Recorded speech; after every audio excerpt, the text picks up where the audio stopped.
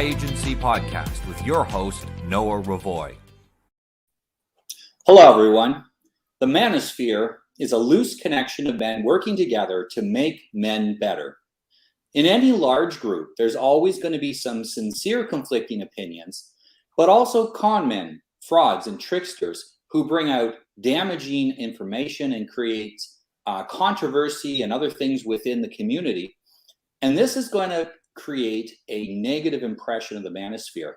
And within the Manosphere, in fact, there are some particularly controversial and I think unhealthy opinions that are put forth. And again, very conflicting often. They often do not have any internal harmony. My friend, Dovid, is here with me today. He's a marriage mentor, marriage counselor. He helps couples to build better marriages. And we're going to discuss some of the issues that he finds particularly incongruent in the Manosphere. And I'm going to try my best to answer him and explain why there's so much disagreement and so much confusion in the Manosphere. Welcome, Dovid. Hi, Noah. Thanks. It's a pleasure to be here. This sounds like a very exciting conversation because you're right. I do have you label them as questions, which is fine. I label them as positions that I've taken on it so far, but that's all to come out together over this next hour. Well, and people have to understand too, you're a man with a lot of experience in helping couples and in relationships, and you've talked to, maybe thousands of couples over your career, probably I would say thousands. And yes, so you're not coming at this from a layperson's perspective. This is not a man, you have to understand if you're watching, this is not a man who doesn't know anything about relationships or has only his own relationship as an example. This is an expert in the field. And so I brought him on today because, he's perhaps better than most able to identify what's wrong in the Manosphere. And that's why I said Sins of the Manosphere as a title for this video. Perhaps you could start to bring up some of the things that you find incongruent, that you, some of the positions that you find particularly wrong. Sure. I mean, I wouldn't mind giving a little bit of background just because I think that'll help frame where I'm coming from. So, and we know that somebody's own person, no matter how much I've gone to school and been educated and have a degree and a license in family and marriage therapy, we all know that it's our story of origin, that it's our personal history that really has probably the largest impact on the way we see things. It's impossible to get out from your own history. So I do have to admit that my history is probably a little atypical. I'm 54, turning 54 years old very soon. I met my wife when I was 17, and we ended up getting married when I was age 24. We've been together ever since, and it's been one long, continuous journey with her.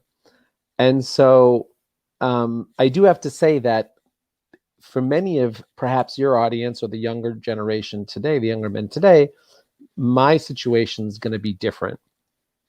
I oftentimes get people asking me for dating advice either on Twitter, or they'll make a clarity call to my office and ask me for some dating advice. And I always like to make the joke that I'm happy to help, but that they have to realize the last time I went on a date was over 30 years ago.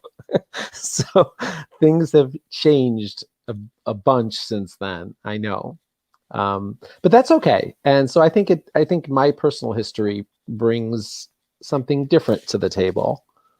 How about you, Noah? You've been married for how long? My story is similar. I met my wife a little bit closer to the time I married her. We met when I was 22, married when I was 23. We were both 23 at the time. And we were married without kids for a while because I was quite ill. 2 years after we got married, I got very ill. And we have three small children now. I'm 42 and we have three small children. And the interesting thing in my case is that right from my mid-teens all the way up to now, I've been giving people dating advice because for some reason, people would come to me and ask me about relationships and dating. And so even though I'm not in the dating market, I would go with friends to places where they would pick up women. For me, my father taught me how to speak to anyone. But actually, he really gave me pretty good instructions on how to approach women, and basically, walk up to them and talk to them like they're a human being. It's really not that complicated.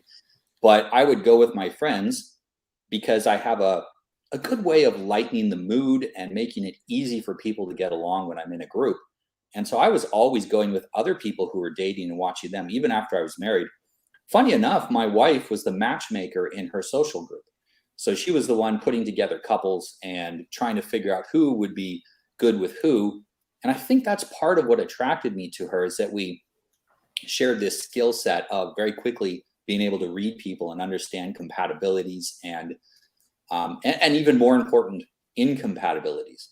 You can be mostly compatible and have one big thorn in the side of the two of you, and it really can disrupt the whole apple cart. But sure, that's where I came from. And so because I really dated very little, because when I decided to get married, I had 3 or 4 women that were interested in me, and that I was interested in, and I basically said, let's get married. And my wife said, "Who, me?" Nice. I don't really want to date you. And I was like, "No, we're getting married." Wow, that's a real alpha move. Yeah. And basically she hung up the phone, and then later on she phoned back and said, on second thought, that's not such a bad idea. So we ended up working it out. I came over to Portugal right after September 11th, as soon as the flights opened up again. And then we dated for a few months here. Basically, that was the vetting process. I wouldn't even call it dating. It was vetting. I was 99% sure I wanted to marry her, and I just wanted to make sure that I wasn't making a delusional decision, because I knew I came from a family where my parents were not a good match. They did not get along well, and I don't think they would have gotten along well with anybody, either of them. And so I wasn't coming from a good example. I was constructing the entire experience like a scientist studying chimpanzees in the savannah, or chimpanzees in the jungle, and trying to figure out how do marriages work, and going at it from a root causes and studying it like it was a foreign language for me, because it really was. And yes, I'd seen my grandparents' marriage, and I had heard the stories of my great-grandparents' marriages, which seemed quite healthy. But it's different than growing up with it. And right, so that reconstruction of it meant that I had to go and dig deeper and learn more than someone that could just see how it went and say, I'm going to copy my parents and do what they did. So I had to really go in from the beginning. Sounds amazing. Yeah, for sure. And yeah, it does sound like we have similar trajectories with our kids. I have a few more children than you, but yeah, basically you've been with the same woman on the same journey since your formative developmental age, with regards to dating and marriage. And so I like the idea. I like the fact that you're saying that people would come to you. So it's almost like you have this very intuitive way of how to connect with women and how to run a home and raise children, which is really great. Yeah, I have an advantage that I have very low anxiety. So if you take the Big 5 personality test, you can find out where your neuroticism is, and mine's a 3 out of 100. So only 3% of the population is less neurotic than me, basically. Okay. So I'm so unneurotic that approaching people randomly doesn't bother me. When I was 2 years old, my father said I'd go and approach attractive women at the mall. Well, my dad and I were waiting for my mom to finish shopping, and I just go strike up a conversation with them. And, I was a cute little kid, so they'd pick me up and I'd be talking to them. And, when I ran out of things to say, how many things does a 2-year-old have to say? I'd be like, oh, well, would you like to meet my father? And they always thought it was my dad's attempt at pickup. So same to get a woman and bring her back. But yeah, that was that constant exposure to new people made it very easy for me to just walk up and talk to people. And in fact, I took it one step further in the last few years, and I've really cultivated being approachable. And when I go out in public, people come up to me and talk to me. Wow. I rarely have to go and talk to anyone anymore. If I want to talk to someone, I don't know exactly how I'm doing this, but they'll come and talk to me before I even move to talk to them. And it does have to do with looking at them and smiling and being friendly and being approachable. And if you see the picture of me here, I have a great big beard, but I have, and that's not actually the best picture of me as far as the ritualness. I do have a way though of making people comfortable. And I'm at the stage now where I get approached by other people so often that it's very rare that I have to approach people. I go to the park and everyone from little children to old ladies to men, women, everyone comes up and wants to speak with me. And it's, I am an English speaking person in a Portuguese country, but it's not that. Half the people in my town are not Portuguese. So it's not that. It's just that I've learned to be approachable. And I think this comes from being very comfortable with yourself. If you're comfortable with yourself, then people will be comfortable with you as well. Uh-huh. It comes from the low neuroticism. Awesome. That's really great. Yeah. So, I started in the Manosphere probably, I would say about 6 years ago.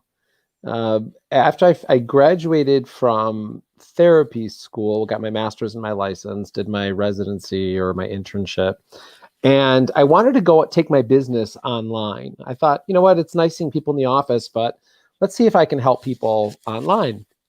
So I went on Twitter and I typed in like men's issues or, men in marriage, and I got completely sucked down this rabbit hole of red pill and Rolo and all these different things. And I really didn't know any better. I was really new at social media, at least for Twitter. I had a Facebook account. I'm an old guy. I had a Facebook account.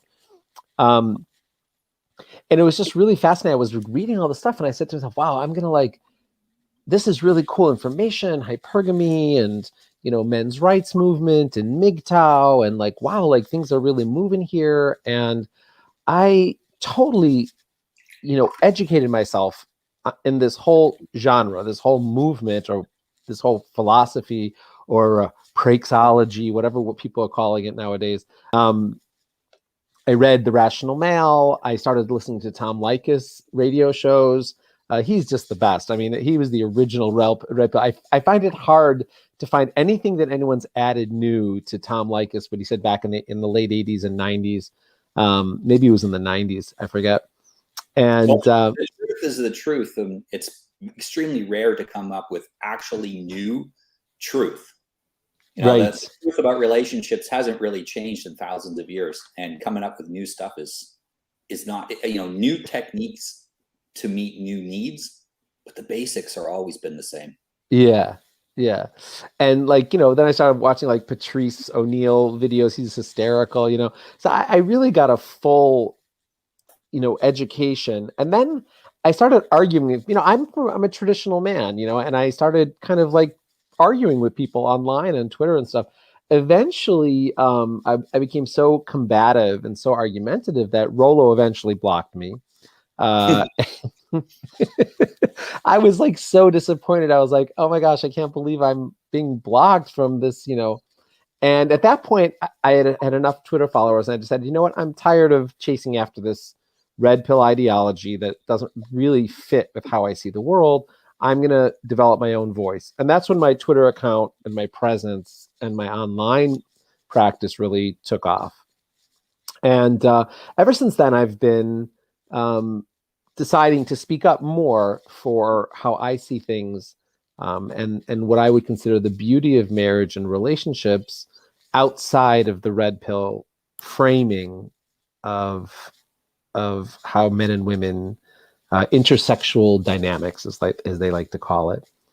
And I think that's I think it's very important for men today to move outside of many red pill concepts, because I find them to be many of them, as much as they like to say that they're not negative, I find them to be very negative and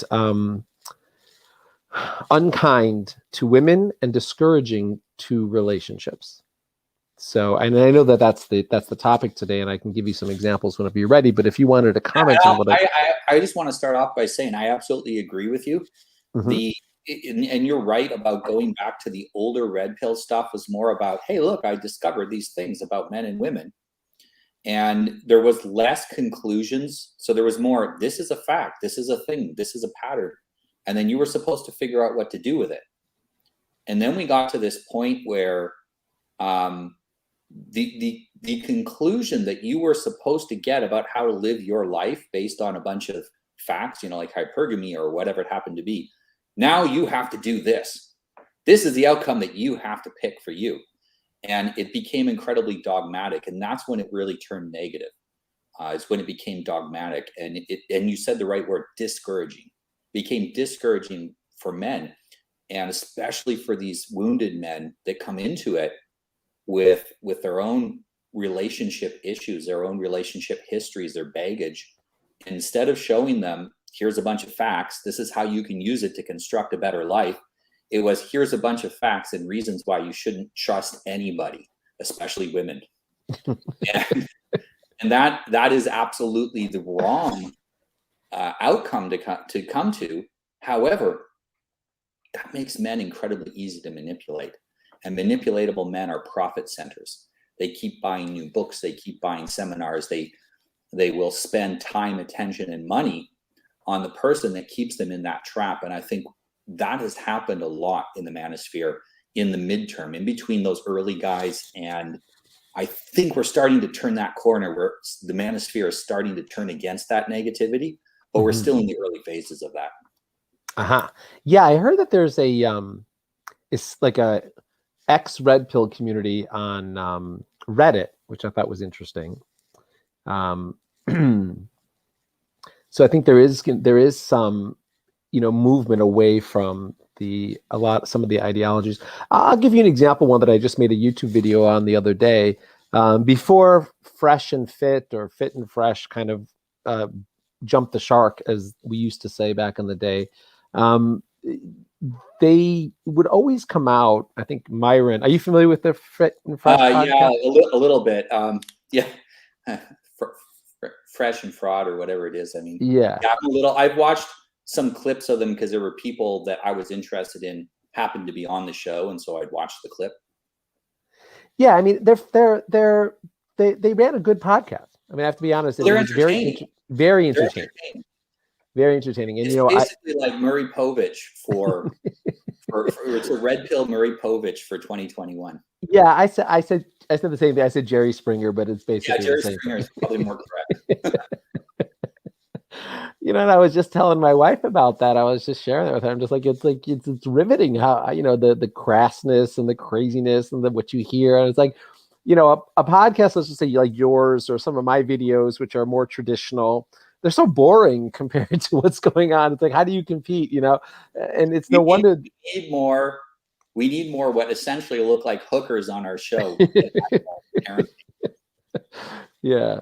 So one of the lines that they always say, which I just came out with a video, kind of like a reaction video against it, was, women love opportunistically, men love inherently. So the idea behind that phrase is that women are always out to get something from their men, meaning they have these long laundry lists of things that men need, and they're looking for money and for resources and for things that go beyond what a man is looking for in a woman. A man wants companionship, man wants sex. And the women on the show, when he would say such a thing, and give examples, would you marry a man who makes less than you? Would you marry a man who's shorter than you? Would you marry a man who couldn't protect you? It would be embarrassing for the women, and they would try to crawl out from underneath this phrase or this concept. And Rollo would always comment underneath that this phrase actually came from him. So Rollo would always come on the show, and you'd see him in the chats and this and that. So it is a real red. Brains behind that show. What was that? He's the brains behind that show. Oh, he was the brains behind the show. Okay. And my point as an example is that they always try to tell the women, well, this is just a fact. It's just the way it is. This isn't anything negative, and that's cool. Like, and the women knew that it was negative, and they're feeding young men this concept that women love opportunistically and that men love innately or inherently or intrinsically, or I forgot the exact word, but the idea was that men love for who she is, not what she does or what she provides. I find this to be first of all, it's not just a backhanded criticism. It's a horrible thing to say to anybody, that they're opportunistic in love. Okay, this is the message that they're giving to hundreds of thousands of young men, that women love really only in a manner of opportunism. It's gross. That's number one. And number two, to say it to another human being, to suggest it to another person, to tell the woman this, is also nasty and rude. And then the third thing, which is to suggest that this is normal or just the way it is, or this isn't an insult, to me feels like massive gaslighting. And I mean, do you have a comment on what I've said so far, or should I just... Absolutely. Go ahead. What is interesting about all of these, I would call sins of the manosphere, is that they take a kernel of truth, they distort it to the point where the original truth is almost invisible, and then they use it to manipulate people to get an outcome that they want. So that's what they're doing when they ask these women the questions. They're trying to get outcome they want. Yes, women do have practical needs from men. Of course they do. My wife needs me to provide certain things for her, just like I need her to look after my children. That doesn't mean that she's opportunistic. That means we have a partnership. If you started a business with someone and they were providing some of the services, you were providing the others, and you needed each other to run the business, you wouldn't say your business partner was being opportunistic. They were just being a business partner. They were working with you. That's what a partner does. Exactly. So they take these little half-truths and then they extrapolate a result that doesn't line up with the reality exactly. Now, it's easy for the men watching this to believe that, because the vast majority of the fans of these kind of shows are men with almost zero experience with women, and the experience they do have is with women who are opportunistic. And there are some women out there that are purely borderline psychopathically opportunistic. And if that's all you have experience with, of course you'll think women are like that. I keep meeting great women all the time, because the other kind, I don't go where they go, and I intentionally repel them, and I pull in the right kind of women. So I never see those women. So for me, it's like, I guess they're out there somewhere, because I have clients occasionally that come to me and they're like, yeah, I was dating this girl, and they'll explain it. It was a horror show. But that's the exception. That's not the rule. That is broken women. Looking at broken people and saying this is normal, this is how it should be, is undermining civilization. It's undermining relationships, and it's keeping all of their viewers in a perpetual state of helplessness. I think it's evil. I agree with you 100%. I think you've said it really well. I should have had you join me on my reaction video.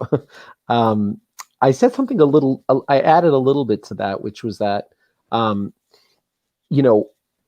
in the same way that it's a partnership, I mean, men have standards as well, and needs. So I gave the example, at least on my video, I said, if you knew in advance, so let's take a look at it from the women's perspective for a second. So you're asking her not to care about your income, about your ability to provide safety, provide security. You're asking her not to do any of those things, because that's, of course, opportunistic, right? So she only has to love you for who you are, exactly like your inner character. I don't even know what that even means, but for some reason they're expecting women, they act as if men only love women for like who they are and the relationship, and they find them cute and and they want women to love them for who they are the same way.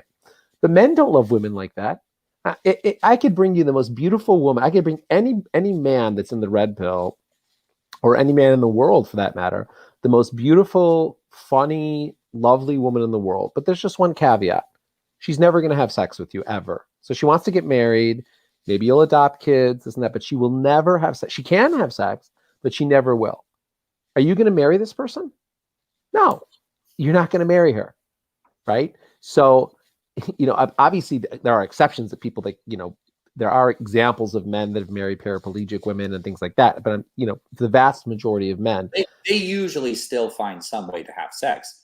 Okay. That's how important it is, that they'll find, life finds a way, as they say. They're going to find a way. Yeah, exactly.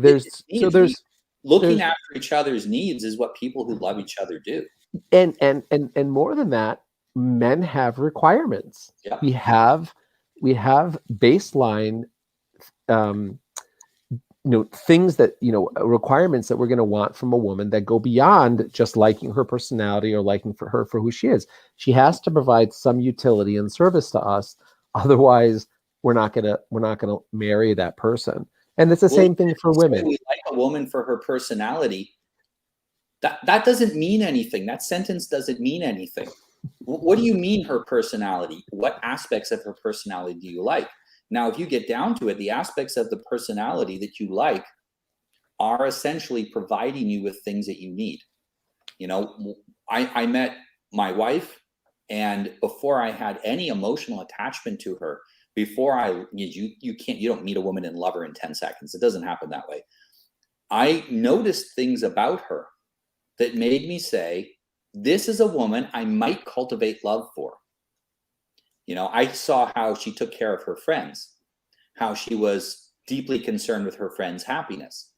And I saw how, she was attractive and physically fit and, was a sexy woman, the way she moved and talked without being crass. She was classy, but still sexy. I saw certain things about her. I still had no emotion about her at the time. When I saw the practical things I needed out of a wife, then I said, I can let my heart open up to the possibility of wanting this woman. But the practical stuff had to come first. And if you're a man and it goes the other way around, so basically what they're saying is men are driven purely by their emotions of how they feel about women and are devoid of logic. I also thought that was a great insight, because I also felt the same way. Like, it's almost as if they switched in the guise of trying to be red pill masculine. They actually demonstrated the exact opposite, that men are nothing but, sexually driven, emotional pieces of tissue paper in the wind, whereas women are logical, practical. They reduce us to animals operating on base instincts. Yeah. And they pretty it up with words like you like her personality, or you think she's cute. And really what they're saying is you want to have sex with her, and you can tolerate the fact that, you can tolerate her personality. She's nice to you, essentially. And that's incredibly insulting to men. It basically is taking all agency away from men and saying that they are animals. And I find that incredibly undermining to men. And I mean, the kind of men that are watching this type of videos that they produce probably are lower in agency to begin with. So they identify very easily with that. You and I watch it and go, what is going on? This isn't how men think. Mm-hmm. The guys that are watching this, though, that are making the positive comments below, they go, this is exactly how I think. Or I should say, this is exactly how I operate, because it's not really thinking. And they identify with it. And that's dangerous, because that's not a healthy way to live. If you're a man and you're making your relationship decisions based on your emotions, you will never have a happy relationship. Right. And so that's one example. Should I give more examples? Yes, please. Yeah. So I wrote one today, which I thought was pretty interesting. I mean, Noah, I literally can go on for hours about this, but I wrote one today that I thought was pretty interesting. I've been watching Kevin Samuels videos, and not just that. Again, this is not just a new thing, like you said. This red pill kind of philosophy has been going on for a decade or so, maybe more, maybe two. And one of the things that Kevin Samuels likes to talk about, if a woman calls up and says that she is no longer going to be having sex with men until she finds the right one, or she finds a husband, this and that. So he gives it to her over the head. Like, he really lambasts her. He says, "Well, you're not a virgin, and why would you be holding out? And why would a man date you if he can't get what he needs, and you don't even think about what's important to him?" I mean, I could go on. There's a whole script that he uses when a woman shows up. And people call Kevin Samuels now like the Godfather, like almost as if like he's like the head of the red pill movement on some level. And you know what? He's mostly right about most things. And that the thing you mentioned is the biggest, because I've listened to a bunch of his videos too. He actually has a pretty good way of approaching people. That's the thing you mentioned is the biggest flaw in his thinking. And it is, it's a perceptual issue. Now, lately he's been talking about, if you're a woman, what do you have to give a man that you've never given to any other man? If you're a virgin, part of that is sex. That is, you've given loyalty and respect to your father. Okay. And basically it's sex that you have to give to your husband is the only thing. And if you're not a virgin, you don't have that. But what happens is that then leaves people with no solution to their problem. Now, he's asking sometimes the right question, but that conclusion that you can't keep a man you won't have sex with, that's exactly the problem that women fell into in the first place. Now, if you got yourself into trouble with a certain behavior, continuing that behavior isn't going to get you out of it. If you overeat and get fat, overeating more isn't going to help you lose weight. You got to go on a diet. And if sex with men who won't commit to you got your life to the point where it is, more sex with more men who won't commit to you isn't going to help you. Totally. And then, and I agree with what you're saying, but what I find most ironic is that, you flip the page in the red pill community, and then so Kevin is all for these women continuing to be sexual because that's, like it's already been given to somebody else. So why are you withholding it from? I want to know why. Right. He's a single man. It's self-interest. Well, could be. I'm not gonna. Well, it's not, and I'm not saying this as he's a bad man for that. We all tend to speak in our self-interest, and married men, it's in our interest that society gets more stable by people only having sex within relationships. Since we're stable, building stability on top of that increases our stability. More married couples increases the stability of our marriage. A society that's more pro-marriage is better for us because we're married. If you're not married and you want to have access to women, promoting abstinence isn't helping you.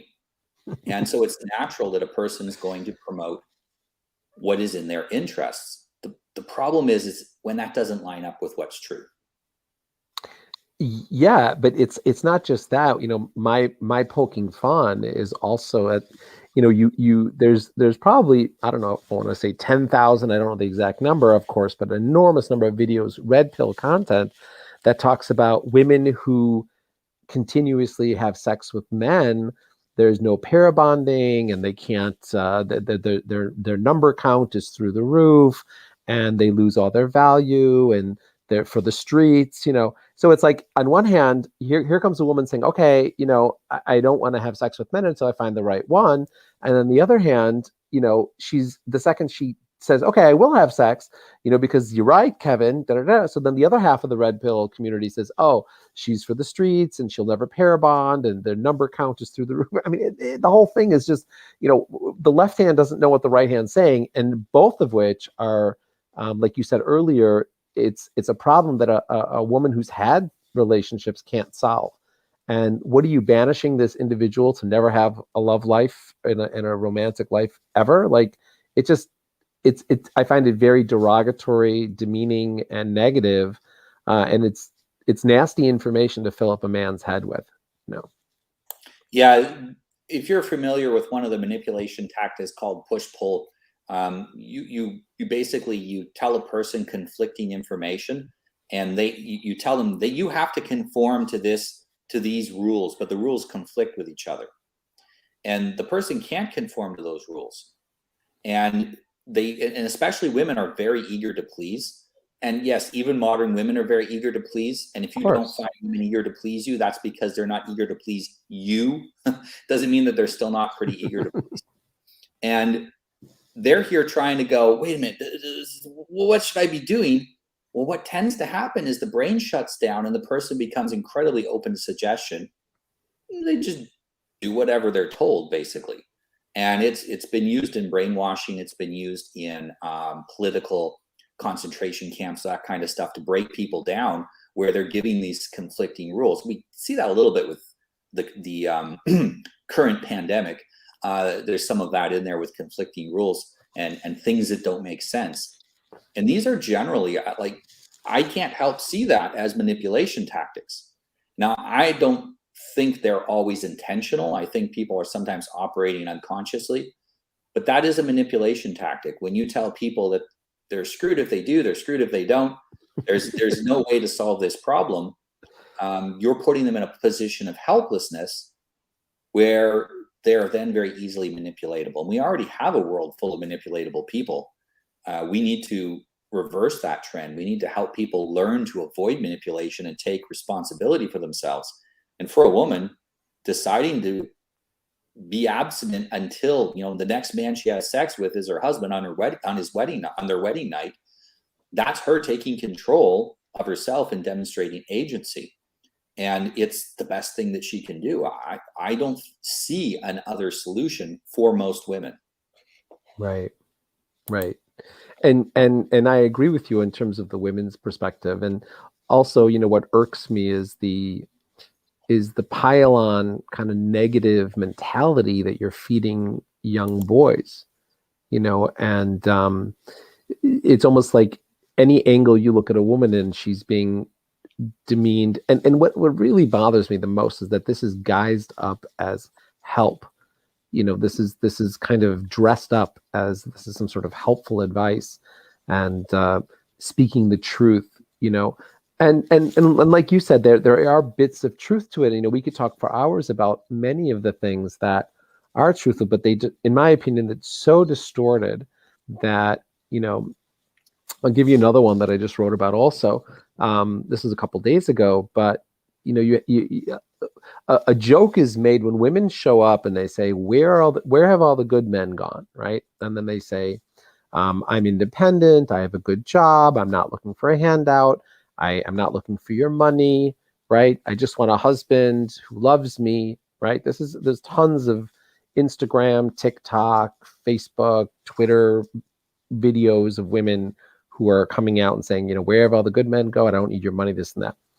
And so reaction videos from the red pill community are, ha, ha, ha, ha, ha. No one cares about your money. Your money means nothing to us. That's not what we're looking for. You're trying to project what a man sees, what's important to men onto women. We don't care about your money. You're worthless to us. Your money doesn't mean anything, right? Fine. Okay. So, and instead you have to be fit, feminine, and friendly, da, da, da, da. So then a woman gets on, you have these other videos, right, where the woman gets on, she says, well, I want to be a stay-at-home mom, and I want to be at home taking care of the kids. I want a husband who works and provides, da, da, da. Okay, and then the red pill reaction video is, okay, well, this is a gold digger. Look at how women are only interested in your resources. She's a lazy good for nothing. She wants to do nothing. So it's like, if she comes to the table saying, I can provide everything, I don't need your money, oh, she's just projecting. She has no idea what it means, what men really want. You don't really care about what men really want. But if she comes to the table saying, well, I want to be a stay-at-home mom, I want to have a traditional family, oh, you're a gold digger. So what's a woman supposed to do? I mean, there's only two options. Either she brings money or she doesn't. You know what I mean? And sometimes it's the same channels making both of those reaction videos.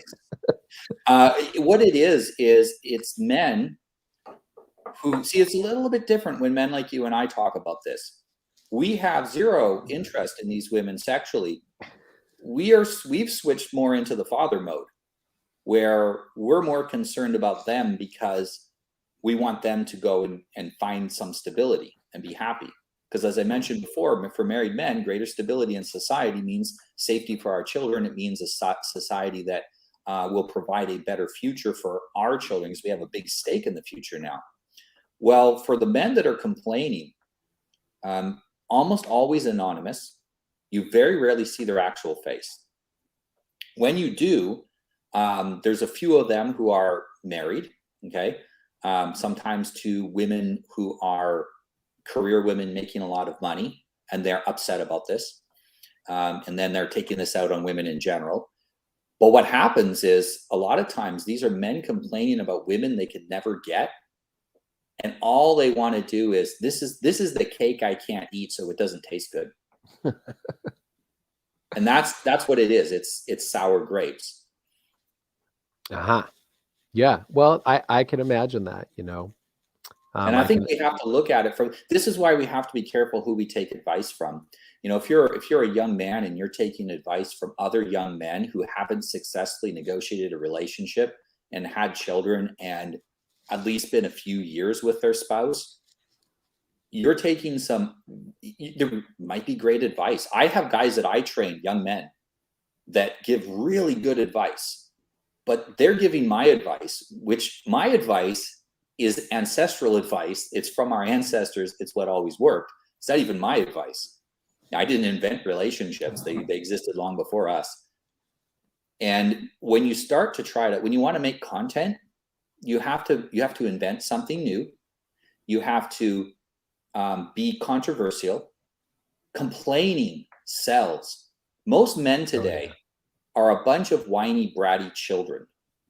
Okay. And they want to hear whining and complaining. They don't want to hear solutions.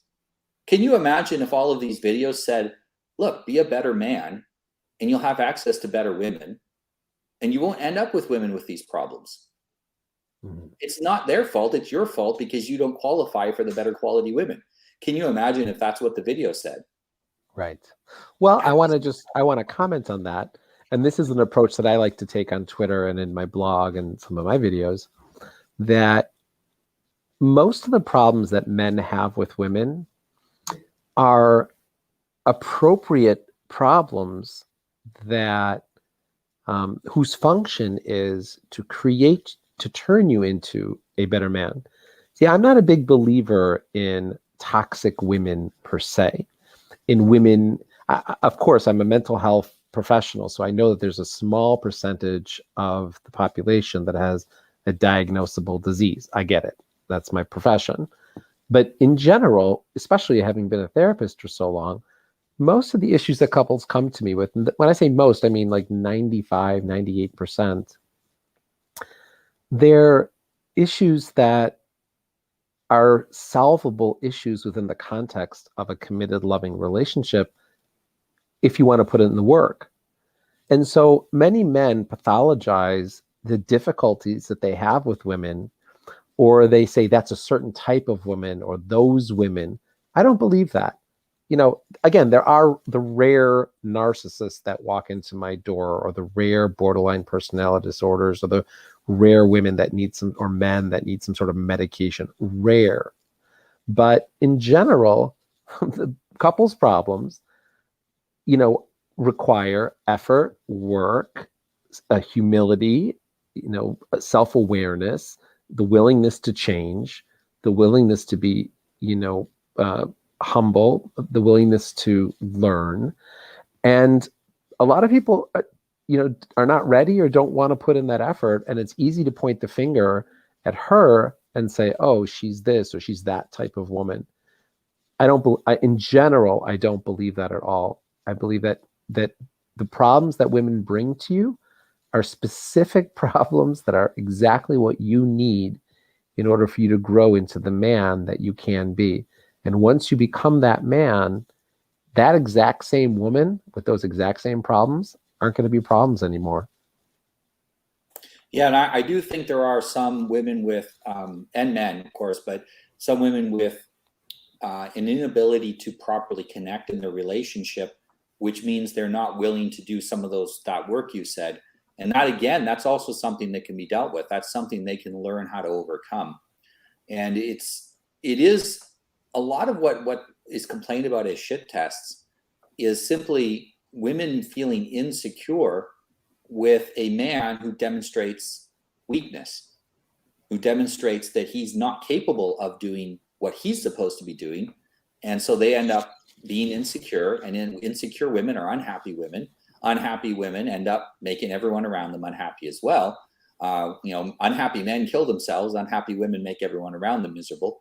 And so it's different. I mean, at least they're still alive at the end of it. And so if your wife is doing that, those kind of, some people call it shit tests. I prefer to call it a fitness test. She's testing your fitness. That disappears if you are often demonstrating that you're a fit man. My wife doesn't do fitness tests to me anymore for quite a while now, because I'm around other men. She sees me leading other men. She sees how those men look up to me, how they respect me. And she says, hey, if he can lead those men, if he can fight with those men and work with those men and do projects with those men, and he has their respect, they have his respect, then I don't need to test him. They're already testing him. But most men are so disconnected from their own masculinity and from any kind of a group activity or masculine activity that they can't demonstrate to her that they're fit. And so she has to come up with some fitness tests of her own, because he's not doing the job of demonstrating it. I don't think this was a problem for our great-great-grandfathers, because men worked with men, men led men. This was part of how they operated. And so she didn't need to do that. This is more of a modern soft society problem. Well, I hear that, and I love your explanation. I do think it's important for men to lean into their masculinity and to have male friends and to take on the role of an advisor like you have, and I think that definitely helps men. My basic, I'm more of I'm a religious person, so when God created Eve, he said she's going to be a helpmate against you. Right. And from that moment on, that's when nagging and shit tests and everything started from that moment on. And it's been that way. That's been one of the driving forces of the success of the civilization of the world, from starting from day one. And and I always tell women who are my clients, I said, I feel sorry for you, because unfortunately that's your job. And it's a tough job. I'd rather be the guy than the one. There is definitely some truth. I will agree there's some truth to that. And here's a great modern example. In India, they've had a real hard time. You don't normally buy a pre-made house there. You have a plot of land and you build that house until you're in your late 20s and it's finished. And then you can go get a wife and you move into your house. And maybe it's not even finished. It's half finished. So they did a campaign to tell women, to encourage women to say, until he's installed the plumbing in the house, basically a toilet, until he's installed the plumbing, don't say yes to marriage. And all of a sudden, when this caught on really well with women, because this is going to give them privacy and other things, safer or less diseases, all this stuff. It caught on really well with women. And the number of new homes being built with plumbing went from about 20% up to 70% in a couple of years. Great example. Women's demands drive civilization. I tell my friends this all the time. Like, we'll be a bunch of us guys sitting around, and we're perfectly fine to be uncomfortable. And I say to them, if it was just us guys, we'd be living in a cave in the wilderness, shitting out of doors and wiping our butt with a leaf, and that would be civilization. Like, if men just spiralated, just split into two, and now there's two of us, and there was no women, we wouldn't have a civilization. Men created civilization so that women could go to the washroom indoors and could have a safe place to sleep that was warm and could raise children in peace. We created civilization for those reasons, for women, basically. We don't need civilization. I love being out in the wilderness. It's great. Oh yeah, that's very, very true. And they always have these memes on Twitter or wherever memes are that the man's apartment is just like a chair, a TV, and there's no bed. It's just, and a refrigerator, and that's pretty much it. And that's all that men need, what else do we need? And that's our whole purpose of, like you said, the whole purpose of our lives is to create a dwelling place for women and children, and I believe I did I have these Good Morning God, Good Morning World tweets that I do every day. And one of them just recently was about the divine feminine, that the purpose of the creation is for men to create a dwelling place and a civilization for the divine feminine, which actually represents God's feminine energy. And that's why they say Judaism is a feminine religion, because ultimately what we're trying to do in the Jewish religion is to create a dwelling place, a home for God in this world, which is what the role of masculinity is all about. I want to share a comment from one of the viewers, and this is something I hear from a lot of men. And I think we'll have some interesting things. This is a really common in the red pill community in the Manosphere, real common comment here. It's appeared down in the bottom of the screen, and men will say, "I've got my act together, and yet I still am not finding attractive women that are also put together and well sorted out psychologically." That's a great question. And it's the same question that a man would say, "I've got my university degree and I still can't get a job." Or, "I have money and I still can't find anything to buy." Is that the fault of the market, or is that the fault of the person operating in the market? Oh, yeah. And the dude's fit. He's working out 5 times a week. Okay. Can I ask that person a question? Is he available? Go ahead. If he answers, I'll pop up the answer below. Go ahead. Okay, cool. So first of all, I feel your pain, and that sounds really horrible, because it sounds like you're doing all the right things, and you're not getting the results that are commensurate with the energy that you're putting into it. So, you have my empathy, not that you need it, but I definitely feel for you. But let me ask this gentleman a question. What's wrong with trying alternative means of meeting women instead of apps? As we all know, the apps are, like he said, a dumpster fire, or whatever his exact language was. Yeah. What's wrong with meeting women in a more old-fashioned way? And I'd be interested in his response. I'm not telling him what to do, but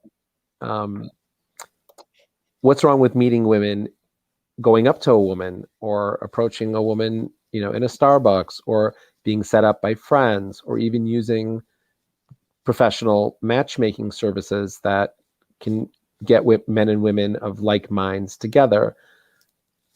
What happened to all that? Is that gone? Or one of the commenters asked, "Is he in a male hierarchy, a male group somewhere?" If I got single guys in my group, I'm always keeping my eyes open for young, attractive, feminine women that would match with one of my men. And that, so are all the other married men in the group, because we want the guys who are still single to get married. That's generally, most married people want everyone around them to get married too. So, we keep our eyes open for our friends. We care about our friends. We keep our eyes open for them. Being in groups like that, so many people are very, very isolated from friendships. They're not in a church. They're not in any kind of a group where they're meeting people, and it leaves them with very few alternatives besides the dating sites. That's, I think, really the root cause of it. You're right, Devon. Yeah, I just again, and I respect young men who tell me that approaching women today is taboo, or will wind them up in jail, or I don't have, like I said, the last time I went on a date was 30 years ago. But I do hear of people, and again, it's not necessarily PUA. I do know that I personally know plenty of women who would appreciate being approached or introduced through friends. I think that people need to put these dating apps down. It is it must be one of the most deflating and defeating feelings for a gentleman, a young man, especially one who has his act together, to be on these dating apps. My son, who is very successful at what he does, he made a lot of money in the stock market. He's very handsome and he's got a beautiful personality.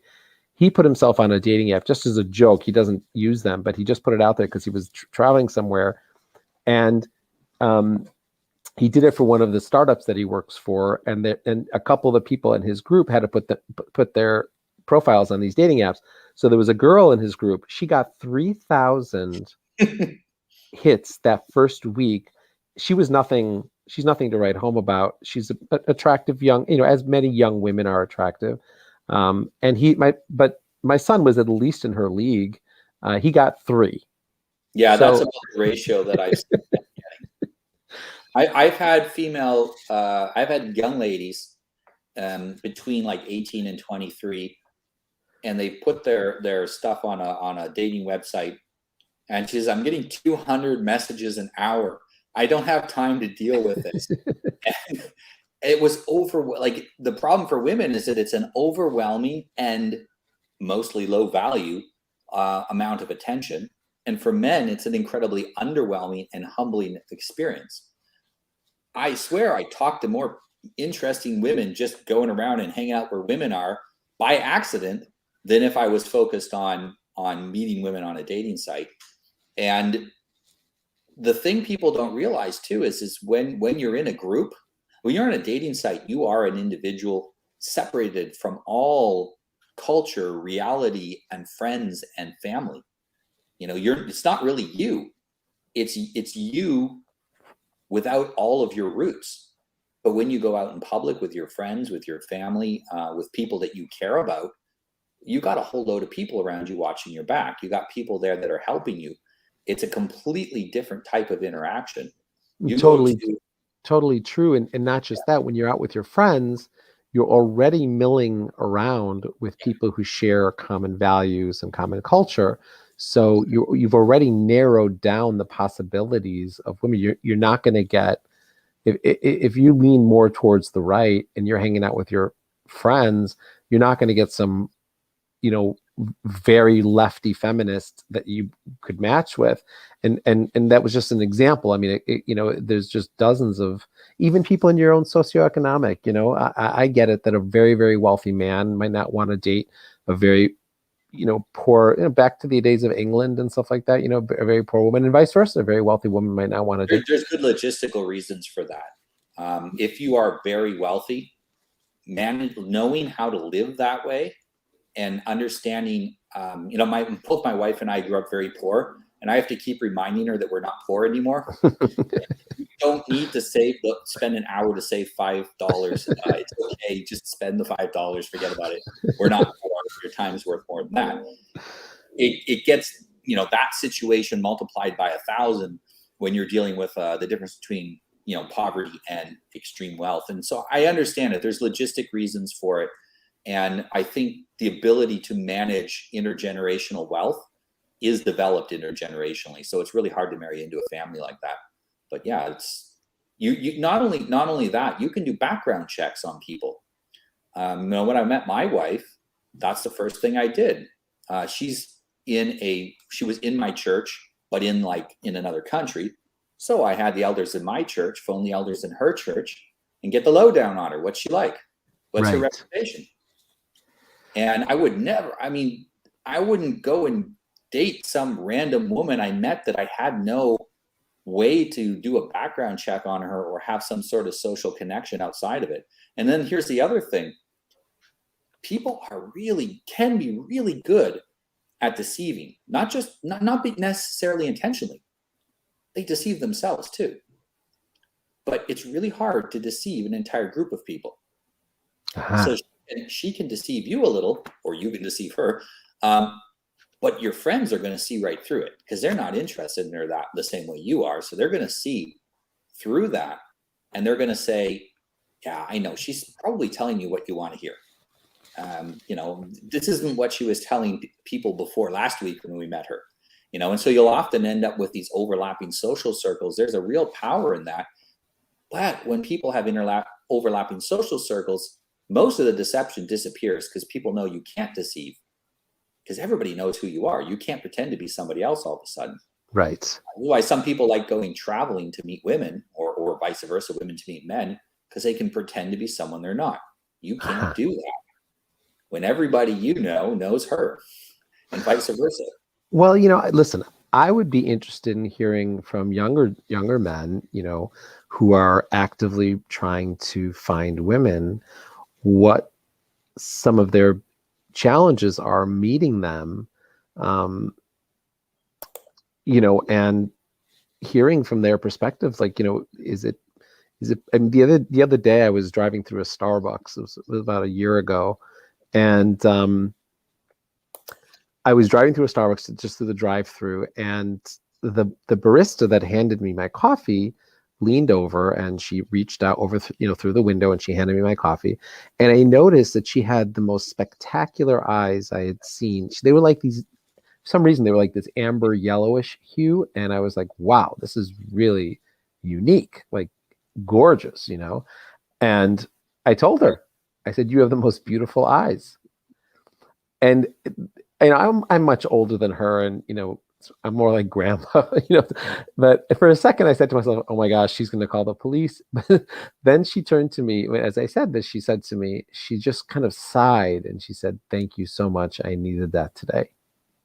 And it was like this very connecting moment between two strangers.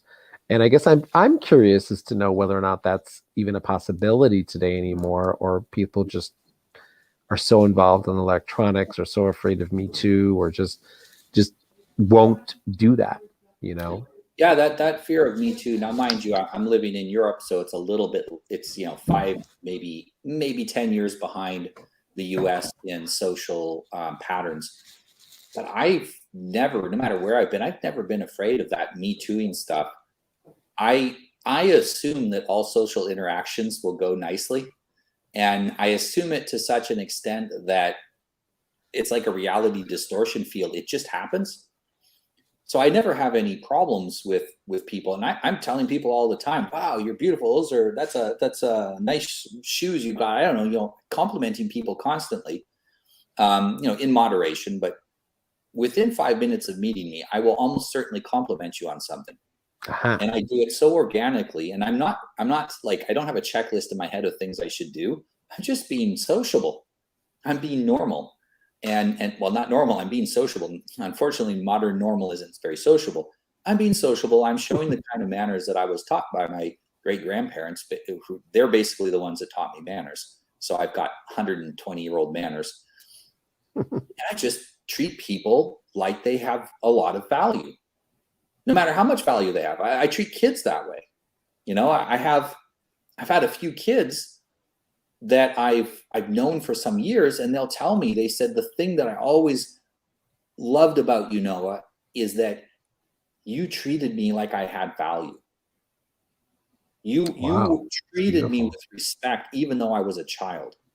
Some of them have grown up now. I've known them for 15 years, and they went from 10 to 25, and they'll tell me this. I've had some of the parents come back and say, my kid absolutely loves working with you. I did some projects with children in education and things like this, because you treat him with respect, whereas the teachers he goes to don't. They treat him like he's an inconvenience in the classroom. And that, just treat people, all the people you meet, treat them with respect. And I think this comes from the fact that I have a good understanding of who I am, and I have a good view of myself.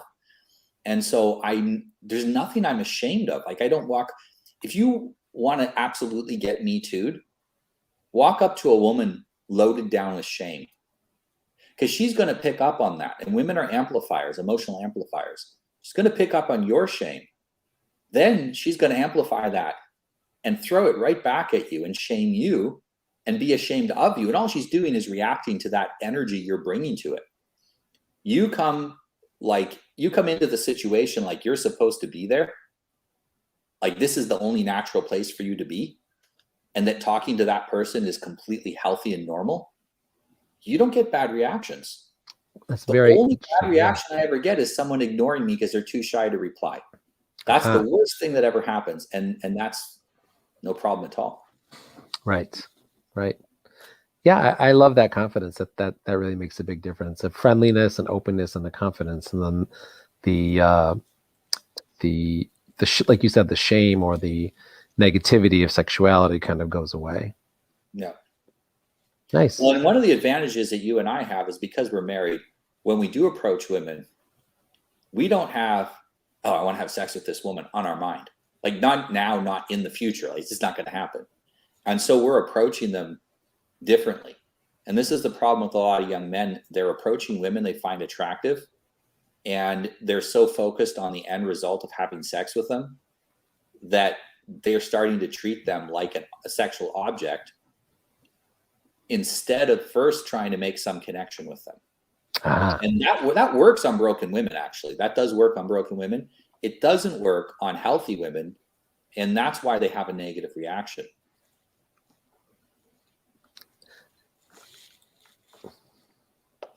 Well, we're getting around. We've just been over a little over an hour now, so I think it's good to wrap up. Okay.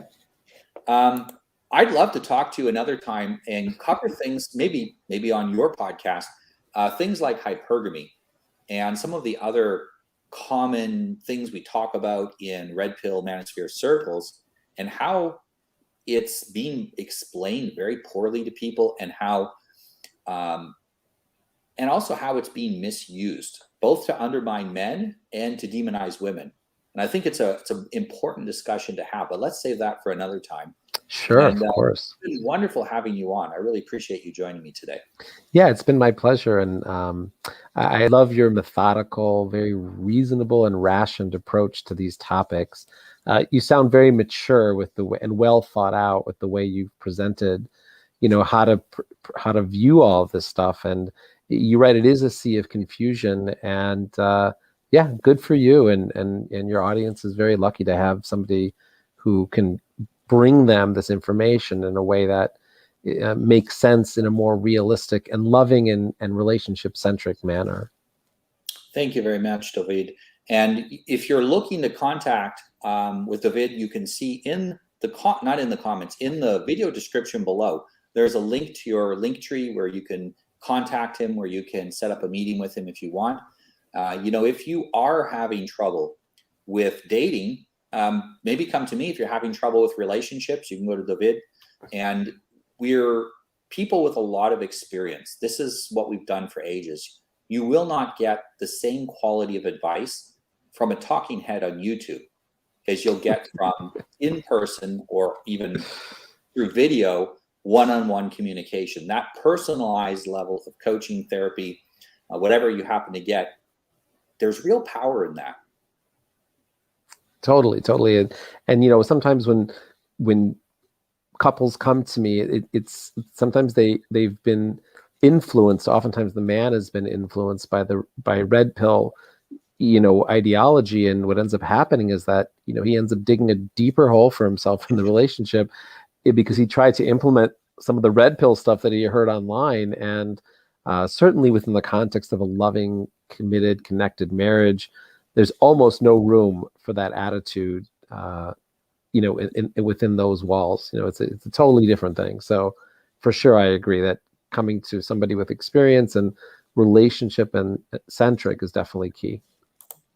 Excellent. Thank you very much. And you can contact either of us using the links below this video. Thank you, Dovid. And I hope we can do this again sometime. Certainly. I'll talk to you later, Noah. Bye. Bye. Thank you for watching our video, and I hope it inspired you to take action in your life. Please subscribe to our channel and like this video to get more agency building content. The real secret sauce is in our newsletter. Click on the link in the video description below to sign up.